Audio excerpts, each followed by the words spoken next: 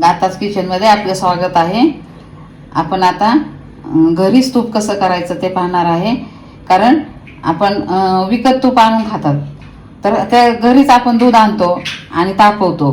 तर तेच चांगलं दूध तापून आपण फ्रीजमध्ये ठेवायचं आणि त्याची संध्याकाळी ठेवलं तर सकाळी अशी साय काढायची त्याची आणि अशी एका डब्यामध्ये साचवायची आणि ते जमा करून फ्रीजमध्ये ठेवायचं पण तो डबा. आणि नंतर त्याच्यामध्ये डबा भरल्यानंतर असं दही घालायचं.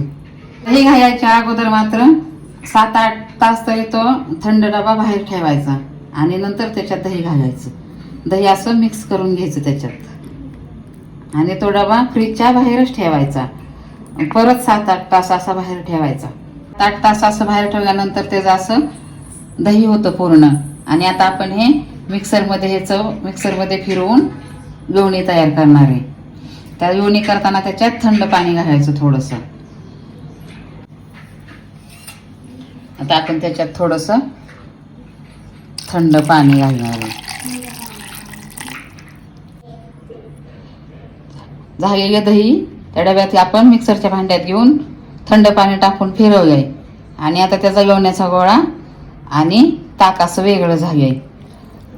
थोडं फिरवलं मिक्सरच्या भांड्यामध्ये 2-3 वेळा की लगेच लोणी बाजूला होतं. आता आपण ते एका भांड्यात काढून घेणार. दही त्या डब्यात साचलेलं दही आपण सगळं मिक्सरमध्ये फिरवून घेतलंय आणि आता आपण ह्याच्यातलं ताक ओतून काढणार आहे बाजूला. एका भांड्यात असं ताक सगळं काढायचं नितळून त्याचं.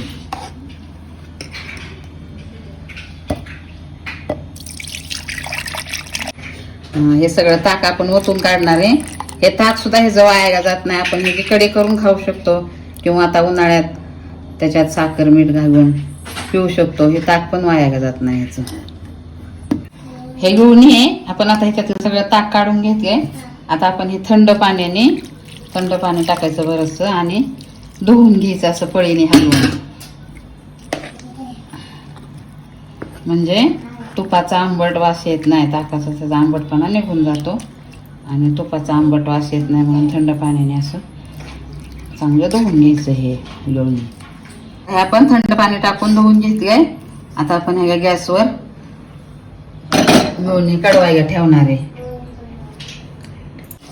मध्यम गॅसवर ठेवून असं 5-5 मिनिटं असं थोडं हलवत राहायचंय. म्हणजे मग खाली ते चिकटत नाही. हे झाले आपलं तूप आणि आपण डब्यामध्ये किंवा भरणीमध्ये भरताना गाळणीने गाळून भरायचे.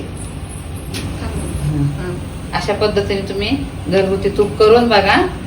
आरोग्यालाही छान असतं.